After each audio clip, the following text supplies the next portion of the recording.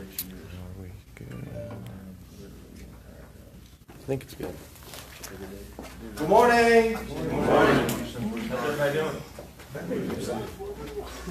Who was here late last night?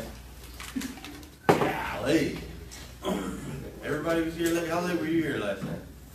No. Shoot, I really don't know. 10:30. Probably 10:30. 10:30? 10:30. I wasn't the last one though. Brian and Sam sent me messages at 11:30 on their way home. Well, Sam sent the message that Brian and him were on his way home. 11:30, right? 11:30 last night. Hey, it's late. This place is nuts, isn't it? How many cars we sell? Like 50? 60? Is that what the system finished at? 60? 60 cars on a Friday?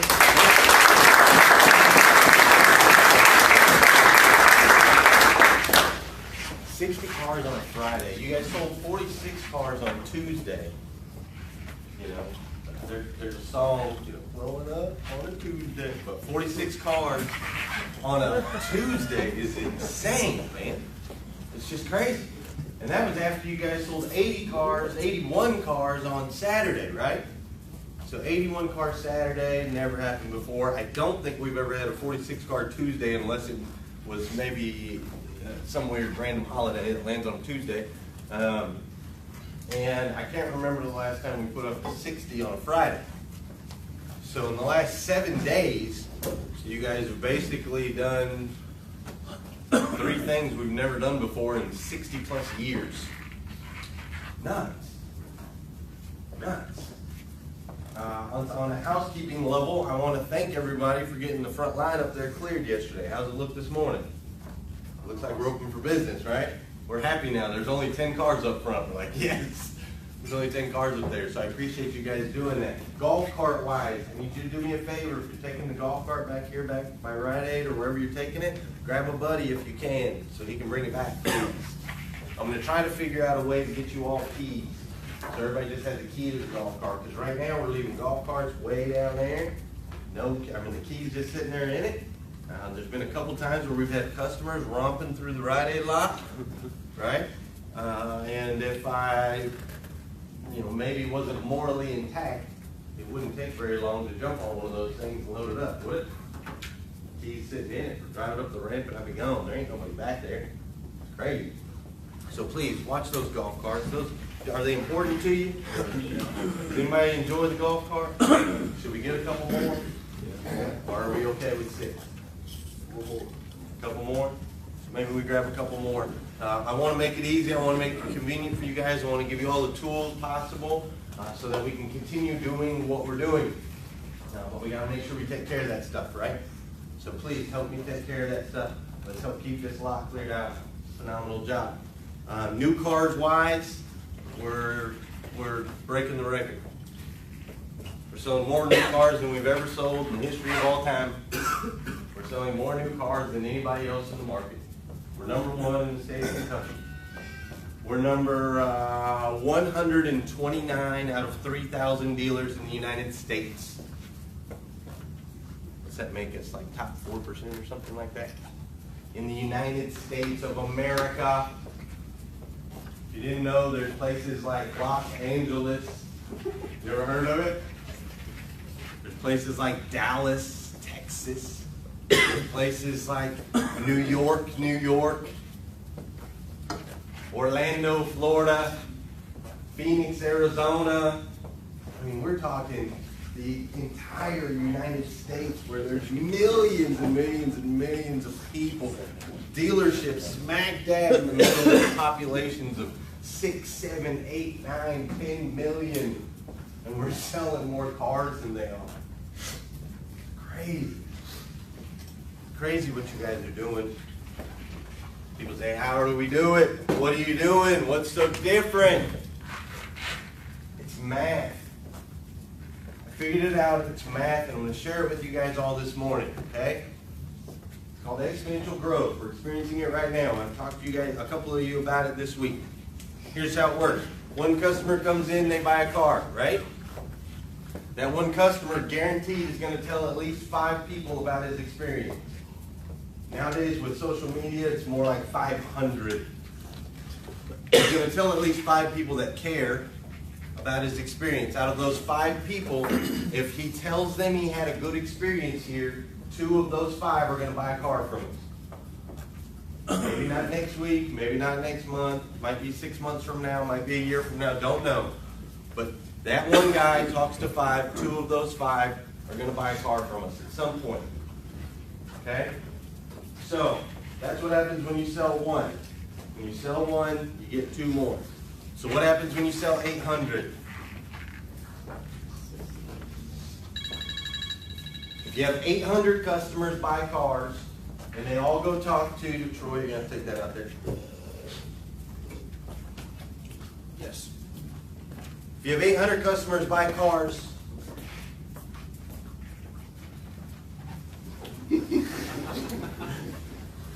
and they all talk to 5 people. I know math in the morning, I get it, but what's 8 times 5? It's 4,000, right? So 800 buy, 4,000 hear about that experience. 2 out of the 5, or 1,600 out of the 4,000 are going to come buy a car from it. That's math. Sometime in the next 2 weeks, or 2 months, or 6 months, or a year, 2 out of those 5 are going to buy a car. So if we sell 800, then we're producing 1,600 more if we give them a good experience, right? It's called exponential growth. We're experiencing it right now. The exact opposite happens if you don't give them a good experience, right?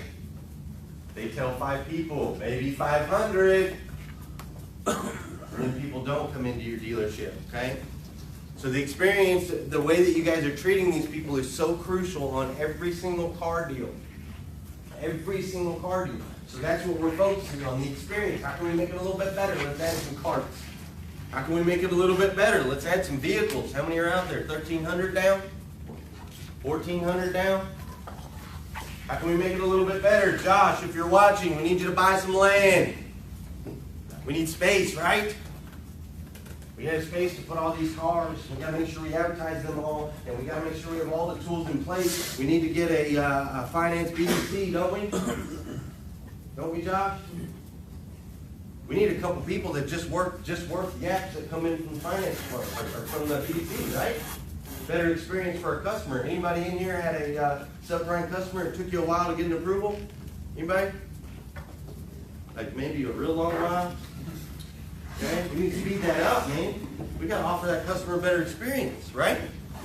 We got to do that. So we're working on putting all these tools in place, and we're experiencing this exponential growth right now. I don't know if you can feel it. I can feel it. It's electric. It's crazy. 81 cars on a Saturday, 46 cars on a Tuesday, 60 cars on a Friday. It's starting. It's starting. Right now, at this point in time, you guys have sold 150 more cars than we sold in all of 2014 when we were on the road to 6,000. Some of you guys were here, some of you were not. We were on the road to 6,000. We fought and we clawed. We said we were going to sell 6,000 cars, and it was freaking gut-wrenching. Like, are we going to make it? I had a big meeting in here one day, like, you guys owe me, because I didn't think we were going to get there. And on December 26th of 2014, we sold our 6,000th car, broke our goal. The sky's the limit. We've surpassed that mark. It's August 26th. We still have 4 months and a week left in the year. So basically, if you look at it from a mathematics standpoint, what have we done? Well, we have created time, more time. Okay, we basically packed 12 months worth of sales in 2014 into 8 months in sales in 2016. Does that make sense? It's really what we've created. By having better processes, making sure the right people are in place, by being able to move and shake and staying ahead of the game, we've created time. So now we can sell more cars in a shorter amount of time, which ultimately means we can sell more cars, over a year. Like, 10,000 or so, right? We're 3,900 cars away from our goal, basically, at this point. Just under 4,000. We've got 4 months and a week left. It's really important that we hit that stuff. So why is it so important? Why is it important that we hit our goals? Why does it matter? So we get to buy land, so we get to buy golf carts, and we get to hire more people, and We get to focus on people. That's right. We have to reach our goals, because as long as we're reaching goals, the owners are gonna reach into their pocketbook. And as long as the owners are reaching into the pocketbook, then we can continue to expand and create more time. We can get more efficient. We can sell more cars. We can hire more people. We can affect more lives. We can promote from within, right? We get to do all that stuff. We get to grow. We get to keep going. We get to offer opportunities. We get to have a fun place to work. We get to do all that stuff as long as we're reaching our goals. There's a store down the street that my good friend Jason Dotson, no relation, used to work at. They're not reaching their goals. They stopped reaching their goals. And look what's happening. It's not good. It's not good, man. There's no guarantees in this business. It doesn't matter how long you've been in business, what family you come from. It doesn't matter. You can have high times and you can have bad times. It doesn't matter. There's nothing that says you're guaranteed to do this forever. There's nothing that guarantees that. So what can we rely on? What is there a guarantee of? Well, there's a guarantee on math. Math hasn't changed, right? Hasn't changed in hundreds and hundreds of years. 2 + 2 still equals 4. Always has. 1 happy customer equals 2 more. Always will. We have to offer them in that experience. In order for me to do that, I have to have the right people in the right places all the time. All the time. The right guy in the right place all the time. Yesterday we made some moves in the dealership. We made some moves that we feel are going to protect our future, help us to create, help us to grow. I want to congratulate Anthony Farabee for now being part of our finance team.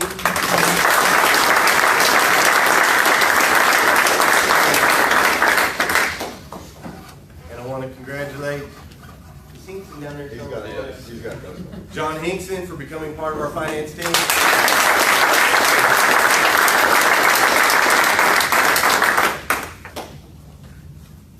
Trey Convelton is now going to join us as a floor leader.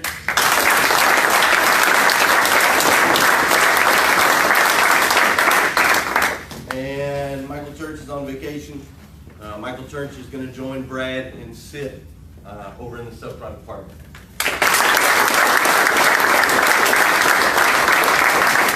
I thought there was going to be 4 of you up here, but now it's just you 2. These guys right here have shown me some exceptional things, and I want to talk about that just a little bit, because I know there's people in this room that wanted to be standing up here. There's people in this room that have the ability and the talent to be standing up here. So I kind of want to address that just a little bit this morning. I want everyone to know, and Hinkson's not here right now, but John Hinkson and I never once talked about him going into the finance department. Never once until I promoted him yesterday. That was the first time. We never had a single conversation about him going into finance. Because really, from a dealership standpoint, it doesn't make sense. It makes absolutely no sense for me to take a guy that sold 1,000 cars in 2 years, that gets 20 referrals a month, that shows up here at 7 a.m., makes sure everything's cleaned up and taken care of, grabs the first customer, hustles his ass up, gets great CSI, me to put him in a time. None, right? Makes no sense. So I never had the conversation with him. As far as I was concerned, he was going to sell cars for the rest of his life and be happy. That's what I hoped. But then when you dig in and you start to understand what makes John tick, and you realize that, yeah, it's good for the store for him to sell 1,000 cars a year, but how good is it for John? How good is it for him? He wants to grow, he wants to learn more, he's not done yet. He wants so much more. So who am I to take an exceptional man like that? Who am I to hold him back? For my gain, it's not fair. So we've taken John, and I guarantee you, John is so competitive that he's going to go in there and he's going to light up Brenna and Malcolm and Michael and Tim. He's going to light them up and do everything he can to beat them. That's going to be good for the store, right? It's going to be good for Brenna. It's going to be good for Malcolm and Michael and Tim, because it's going to challenge them to be better. It's going to be good for Jeremy. Jeremy's going to have to work that out for him. Right? So it's good for the store, and it's good for John. I mean, maybe it's good for the store. I hope it's a risk for the store. But he's made a lot of noise. He's made a lot of noise, and he deserves that opportunity, and that's why I gave it to him. Trey Hamilton has followed right alongside him. Trey's come in here and sold 40 plus cars every single month since he got here. Constant hustle, wonderful CSI, wonderful follow-up. He's shown me, man. He's made some noise. He says, I want to take on a little bit more. I'm going to be a leader. I'm going to come out here. I want to take on a little bit more. And I'm going to give him that opportunity. And I challenge you. I absolutely challenge you, Trey, to continue to make noise, create, figure out ways to make us better. Because everyone in this room has got their eyes on you. Every single one of them. They want to stand right there in that spot. There's people outside this building that want to stand in that spot. Lots of them. Lots of them. They want to be a part of this winning championship team. I challenge you, man. You got to create. You got to take Trey that was already awesome and create Trey that is unbelievable. You got to commit to excellence. Fairview, this guy right here, I don't know if you know, but he's worked the last 8 weeks every day, open and closed, in a suit. 90 degrees outside. Fairview wasn't necessarily on the radar for the position. He was on some people's radars, but I wasn't sure if he had enough grit. To be honest, he's a little quiet sometimes, kind of soft. I don't mean that in a mean way. That came out wrong. But I wasn't sure, man. I didn't know if Fairview had enough grit or not. It takes a lot of grit to be in a finance department. You got to take a customer that we just beat the heck out of out here, right? We just told them that they weren't getting what they wanted for their trade, and we just told them that their payment's going to be higher than what they expected. And some of you just told them that you're not going to put tires on their 15 Camry, right? We just got done telling them that, and finally they signed the deal after you went back and forth with your manager 6 times. They finally signed the deal, and now you got to take them back to finance, and Anthony's got to sell them some more. He's got to bump them another 40, 50 bucks.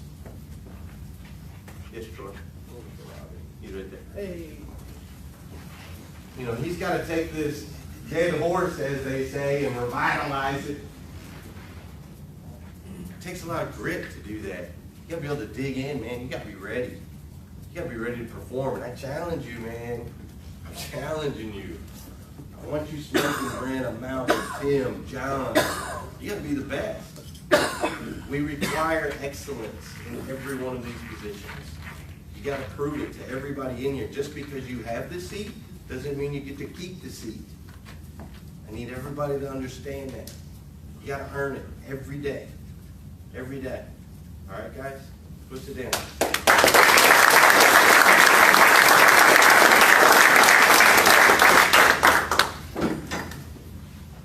In my position, it's hard. I love all of you guys, and I want so much for everybody in this room. And it's hard, and when we make these decisions, when I make these decisions, I look at everyone.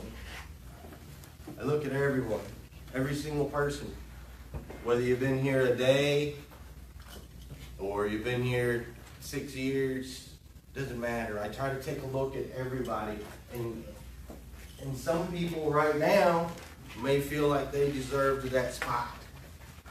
And so I want to challenge everybody out there I want you guys to understand two things. A, exponential growth that we just talked about, right? If you think you're done, you're nuts. If you think we are done, you're nuts. If you think we're going to stop at 10,000 cars, you're crazy. If you think we're going to stop with one store, you're out of your mind. If you think we're just going to buy that land over there and then stick it in cruise control, yeah, right. Never going to happen, okay? We are babies. We are babies in this industry still. We haven't even scratched the surface. There's so much we can do. All Josh Mitchell did was he put a little button on our website that says, click here to arrange financing. He put it on every VDP. And we went from getting 400 applications a month to now we're going to end up getting 4,000. Or something ridiculous. At least 1,000. Okay, just a little tweak. We had some golf carts, we made more time, we sold 81 cars when before we couldn't break 70, just a little tweak.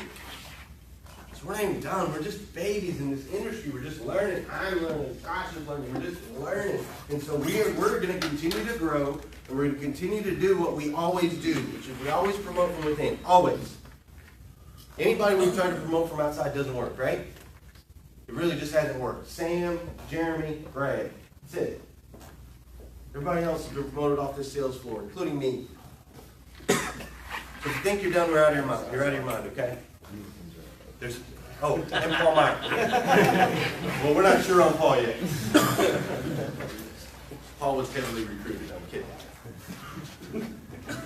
But I need you guys to understand that what we are looking for whenever we decide who to put in these positions, I am looking for people who are making some noise. People that mirror this dealership. This dealership is making noise. We don't settle for average. We don't settle for mediocrity. We just won't have it. We can't have it. I can't have it. Do you know why we have to be number one in the state in new cars? We have to be number one in the state in new cars. Me personally, I have to be number one in the state in new cars, because if I'm not number one in the state of the new car, then the owners might want to find out who that guy is that is number one in the state in new cars. And maybe he takes my job. I got to be number one in the state in used cars, because if I'm not number one in the state in used cars, then the owners might go find the guy that is number one in the state in used cars, and he might take my job. I won't have it. We will continue to make noise, and every person that I put in a position to lead in this company, you have to make noise. I'm not telling you have to sell more cars than everybody, because you don't. Barry didn't sell more cars than everybody. I'm not telling you that. I'm telling you got to make freaking noise, man. I got to see you. People got to see you. They got to see you leading. They got to see you bringing other people up. They got to see you, they got to see you, I hate the word manage, but they got to see you acting the part before you ever are the part. Because anybody can come to me. Anybody can come to me and say, you put me in that spot and I'm going to do this. I can hear that from anybody. I don't want to hear that. Show me who you are. I can pretty much promise you with exponential growth that we will be selling 12 to 1,300 cars a month within 8 months. Guaranteed. Without a doubt, if the math is true. I have to have one finance guy for every 150 cars we sell. 900 cars divided by 150 is what? It's early. 6. How many finance people do we have? 6. It's math. So when I get to 1,200 cars, how many finance people do I have to have? 8. It's simple math. And we're going to be there in 6 months. So if you want to be a part of this management team, I need you to make some noise. If you feel like you've gotten skipped over or passed over in the past, I need you to make more noise. If you usually get out of bed on the left side, then start getting out on the right. Change it. Mix it up. Do something different. Show me. Show me. Because I promise, the opportunities are here. They're here. And it's awesome. It's game changing. When I came out here, I worked on the floor, I sold cars, And I kept wearing a tie to work, and some of these guys, where's Ollie? Ollie told me he was gonna frickin' hang me if I came to work one more time in a tie.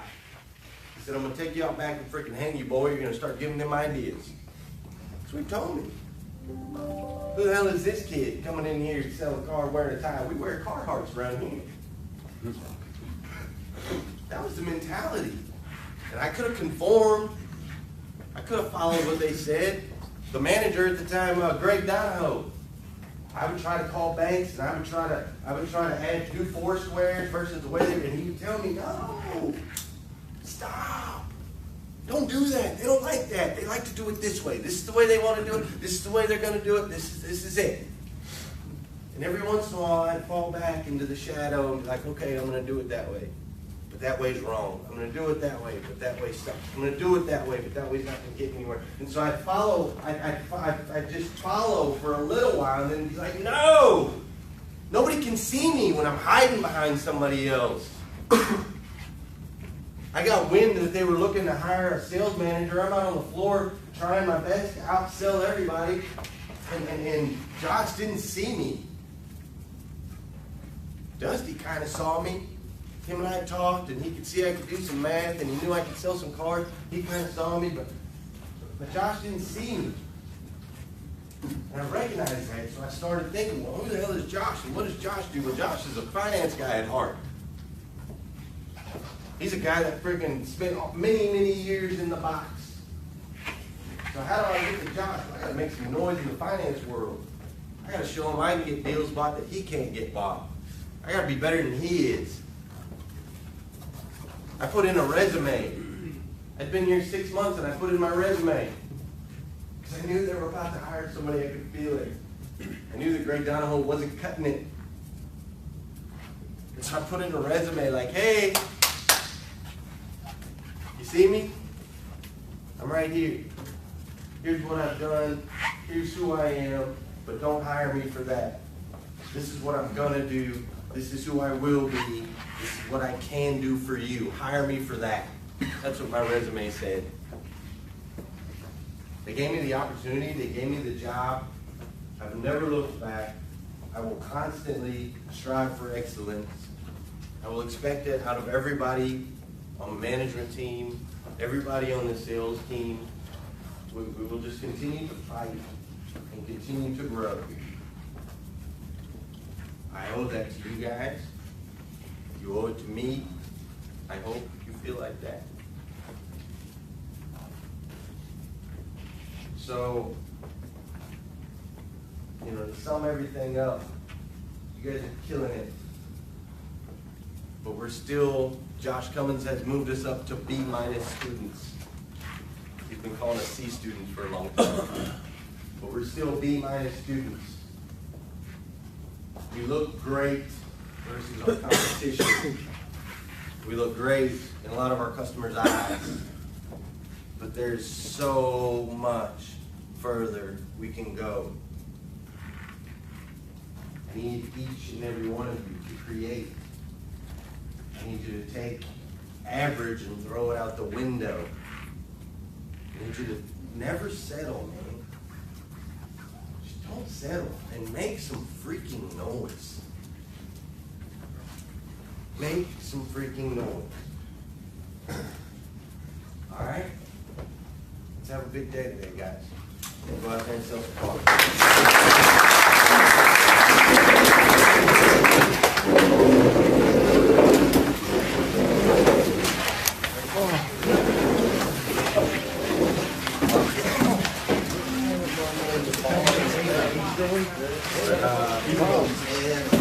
Randy? Oh, sorry. Give a damn about it.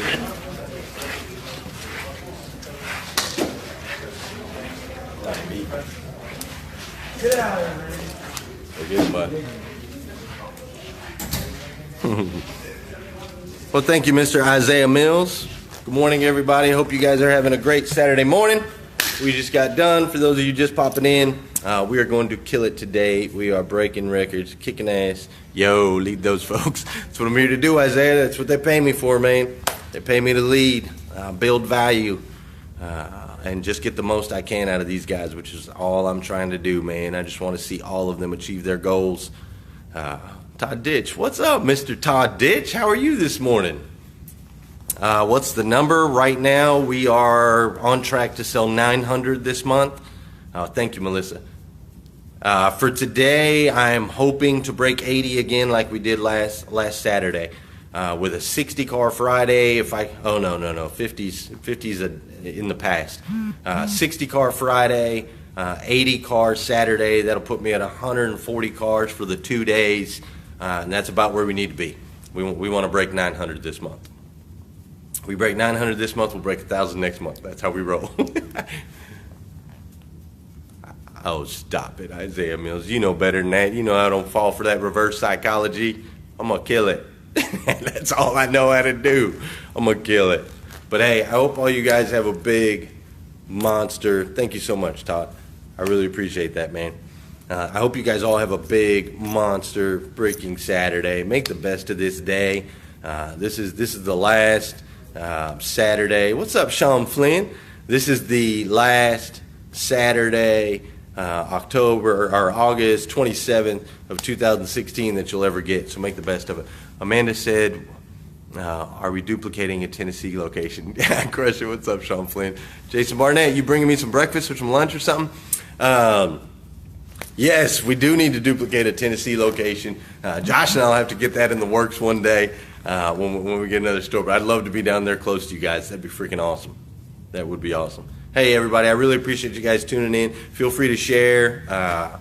Share. I love it. The more people that I can help, try to inspire and just give them some strategies and some techniques and just tell them to go get it, the better. So feel free to share it. Appreciate you guys tuning in. Talk to you guys later.